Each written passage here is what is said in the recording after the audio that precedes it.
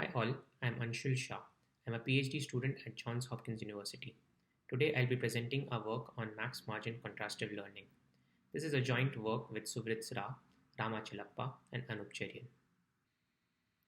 In this work, we propose a novel contrastive learning formulation using SVMs dubbed max margin contrastive learning.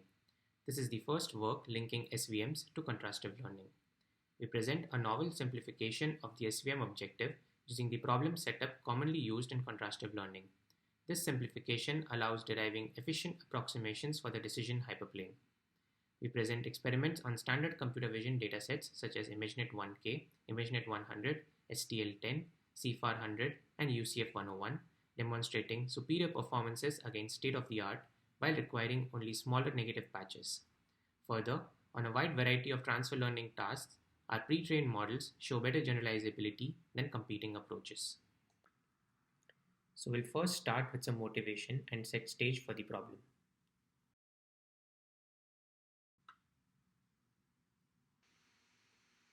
So what is self-supervised learning, sometimes referred to as the holy grail of machine learning? The idea is to obtain supervisory signals from data alone. We start with an unlabeled dataset, use pretext tasks to learn a feature encoder, and then transfer to a task where potentially only a few labeled examples are available. This contrasts with the supervised learning paradigm, which often requires large collections of carefully labeled data. Why is self-supervised learning important? Take this image from the cityscapes dataset. Consider the task of semantic segmentation. It takes upwards of 90 minutes to annotate each image. Further, one needs experts to obtain clean labels. Internet has tons of unlabeled and uncurated data. Labeling each example in such a dataset is prohibitive. Instead, self-supervised learning enables a way of using this unlabeled data. The first step is to define a pretext task, which enables the model to learn some properties of the data without labels. Many different pretext tasks have been proposed in literature. For example, consider the ones provided on this slide. On the left, an image is randomly rotated and the model is tasked at predicting the rotation of that image. Similarly, on the right, we see that jigsaw pretext task where an image is divided into patches and shuffled. The model must then determine the permutation to unshuffle it. By solving these tasks, the model learns some high-level information which is useful for downstream tasks. While researchers have been working on self-supervised learning for years, the recent popularity can be attributed to performances getting closer to the supervised counterparts. In fact, on transfer learning, as I'll soon show, the self-supervised trained models have started to outperform supervised ImageNet trained models on a variety of tasks and datasets. Contrastive learning is one of the most widely used objectives for self-supervised learning. The key intuition behind contrastive learning is that embeddings from similar pairs should stay close in some feature space compared to the dissimilar ones. Triplet loss, which is still widely used in computer vision, falls under the category of contrastive losses. The most common way that contrastive learning is used in recent works is through the noise contrastive estimation framework, where the idea is to identify a positive amongst a set of unrelated noise samples. The task of representation learning then amounts to minimizing an objective that maximizes the similarity between points from within a set against data points from the other sets, essentially learning the data manifold in some representation space. Consider the animation shown here. Contrastive learning tries to pull together samples that come from same class, but at the same time push them farther away from other classes. This example comes from a supervised learning setup where we know the labels of each image during training. Since labels are not available in the self-supervised setting, SimClear instead learns representations by maximizing agreement by differently augmented views of the same image.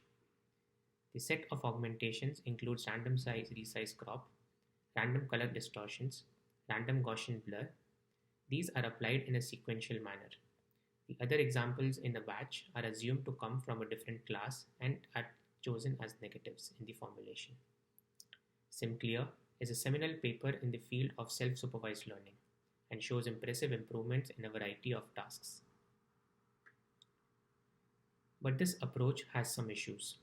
The learning objective needs to derive the training signal from the representations learned so far, which could be very noisy. This often requires very large number of negatives to enable learning of good representations. Since the number of negatives is linked to the batch size, this can be very prohibitive in a resource-constrained setting. For example, this figure comes from SimClear paper. The approach requires a batch size of as large as 8,000, with considerable improvements upon increasing the batch size and hence the number of negatives. Since we are working in the unsupervised regime, we cannot ensure that the negative batch is indeed composed of negatives. A false negative can lead to a false signal and thus suboptimal training. This problem is further amplified since many current approaches require a large number of negatives to work well, increasing the chances of a false negative. And finally, the current approaches often require very long training times. Many models are trained for as long as 1000 epochs. In a resource-constrained setting where each epoch on ImageNet could take about an hour, that is about 40 days of pre-training, which is prohibitively expensive. Next, we talk about our proposed approaches to address these issues. In this work, we propose a novel contrastive learning loss which incorporates smart selection of negatives. Consider a positive, its augmented version, and a collection of negative examples. The main idea is to learn representations by finding an optimal hyperplane separating the positives from the negatives, and then try to push apart positives and negatives using that. This is reminiscent of the idea of support vector machines. In this work, we link selection of negatives to support vectors and finding a max margin hyperplane in the SVM sense. Let us first go over a few important SVM results. Given a set of positive and negative examples, a soft margin SVM solves an optimization problem to obtain a max margin hyperplane separating the positives and negatives. Here, W and B denote the hyperplane, Xi is the per data point non-negative slack, and C is a penalty that balances between misclassification of hard points and maximizing the decision margin. Since 1 over norm W captures the margin between positives and negatives, the objective effectively attempts to find a hyperplane maximizing the margin. The Lagrangian dual is shown here where K is a symmetric positive definite kernel matrix. We work with the dual formulation in our contrastive learning setup. Coming back to our example, given positives and a collection of negatives, SVM gives the following hyperplane. Optimally separates a given positive with respect to all negatives and separates the negatives into a set of support vectors and non-support vectors. Compared to a SimClear-like solution which uses all negatives with the traditional NCE-based contrastive loss, our approach is more advantageous and brings in some interesting aspects to contrastive learning. The dual solution is generally sparse, and the active dimensions would identify the points on the margin, which would be hard or false negatives in our case. The slack regularization controls the misclassification rate in an SVM. In our case, this allows for a natural control of the influence of false negatives on the representation learning setup. The use of the kernel function provides rich RKHS similarities at our disposal, allowing us to use novel structures within the learned representation. The dual formulation can then be written as the following bilevel optimization problem. We use the so far trained f theta to produce alpha x defining the decision margin, which is then used to update theta while trying to maximize the margin. In doing so, we push the support vectors from the positives and negative classes far away from each other. While the formulation is very intuitive, it is indeed a difficult bilevel optimization problem, and finding a solution using an iterative solver can lead to significant slowdowns. In order to overcome the presented challenges, we introduce a sample splitting trick inspired by coordinate descent, which helps reduce the computational burden. Effectively, x plus is used to optimize for the decision hyperplane, whereas x is then used with the final objective, which provides gradients to the feature extractor. The splitting step aligns well with the current contrastive learning approaches, where one typically uses a pair of positives to be contrasted against the negatives. Thus, once we have the hyperplane estimated using x plus and y minus, we use the point x for our MMCL loss. The augmented point x is pushed away from the negative support vectors, while pulling it closer to the positive support vector.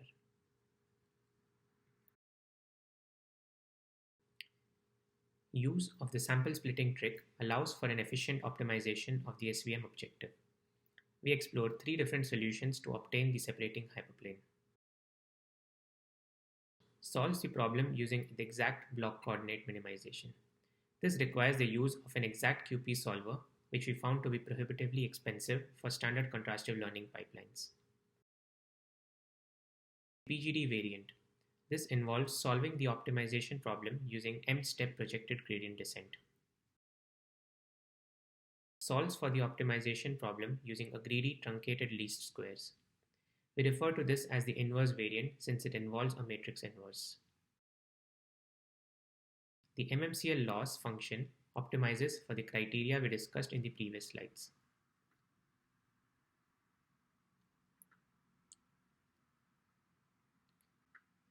From a bird's eye view, the overall approach looks as follows. Sample an image from the dataset and generate 2 views. We also sample negatives which come from the other examples of the patch. We extract features for all the sampled images using a backbone feature extractor. This is the model we are effectively trying to learn, and this gives us features corresponding to the query, key, and negatives. Next, we use one of the proposed variants of our approach, the PGD or inverse, to obtain a decision hyperplane parameterized by alpha. Finally, we use our proposed loss with the remaining positive view Z and all negatives. The proposed loss has the effect of minimizing the similarity between Z and Z minus, while maximizing the similarity between Z and Z plus. The loss is backpropagated through the backbone network.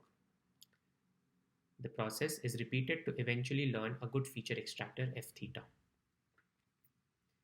Next, we move to some results and analysis.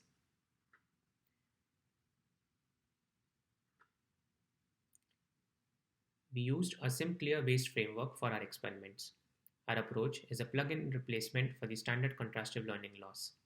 We pre-train on standard image datasets like ImageNet 1K, ImageNet 100, STL10, and CFAR 100 with a ResNet 50 backbone.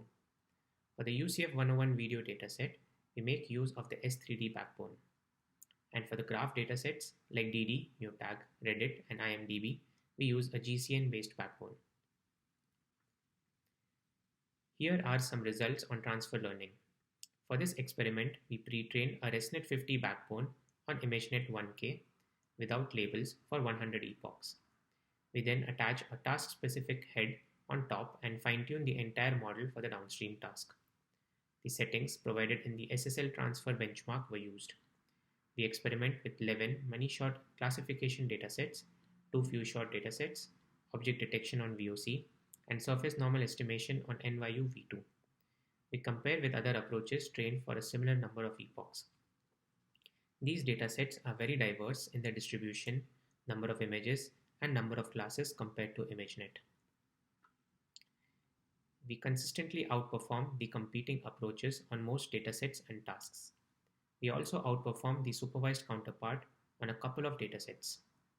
This is particularly interesting and says that not depending on labels can potentially be better for downstream tasks. Results in the cross-domain few-shot learning setting are of practical importance for self-supervised learning. We outperform other approaches trained in a similar setting. These results are particularly interesting since the crop diseases involves images of crops and Eurosat is composed of satellite imagery, which are very different in distribution compared to ImageNet. Here, we show some results on linear evaluation. In this experiment, the protocol is to attach an MLP over the backbone. The backbone is held fixed in this experiment. The MLP is then trained without labels on the corresponding dataset. We compared with popular SSL-based approaches, including some which make use of memory queues to increase the number of negatives. We see performance which is competitive to state-of-the-art while requiring far fewer negatives. We also establish a new state-of-the-art on ImageNet 100, outperforming Mochi by 1.7% while using less negatives. We also experiment with UCF 101 for video representation learning. We experiment with both RGB and flow modality. We notice an impressive improvement on both top 1 action recognition performance and nearest neighbor retrieval compared to a momentum queue-based baseline while relying on fewer negatives.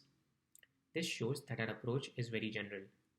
On STL10, we outperform DCL and HCL, which are approaches designed to handle false negatives and hard negatives in contrastive learning. Our approach comes with improved convergence properties. In these graphs, we plot the readout accuracy, which is evaluated using k-nearest neighbors on features extracted using the pre-trained models. Both of our variants show a similar convergence, and the plots clearly show that our variants converge to superior performances more rapidly than the baseline. This slide shows our results on graph representation learning. We use the same setup as GraphCL, only replacing the contrastive loss function with our MMCL loss. We see competitive performance with respect to the baseline, with good improvements on MUTAG and Reddit binary. These results demonstrate that our approach is general and can easily replace NCE-based losses. Next, we qualitatively analyze if the support vectors found by MMCL are semantically meaningful. We use an MMCL model pre-trained on STL10. We use a batch of examples as input to the model and choose one of the examples on the batch as a positive and the remaining are chosen as negatives. We then solve the MMCL objective to find alpha, where alpha of 0 corresponds to non-support vectors and alpha C are the misclassified points, and alpha lying between 0 and C are the support vectors. The figure clearly shows that the object instances from more similar classes gets a higher alpha, suggesting that they lie on or inside the margin and contribute to the loss, while batch samples which are irrelevant or easy negatives are not support vectors and do not contribute to the loss. For example, the yellow bird is an easy negative for a white truck query image, and our approach does not include that bird in the support set. In this plot, we show the time taken per iteration of MMCL variants against those of the prior methods, like SimClear, for an increasing batch size. Our implementation ensures that our models train in roughly the same time as SimClear, thus making it easy to work on diverse tasks and datasets. We point the reviewers to our paper for additional experiments and analysis. Beyond the experiments presented in this paper, we are currently exploring a few interesting directions for the proposed MMCL framework. Video self-supervision can benefit from temporal constraints.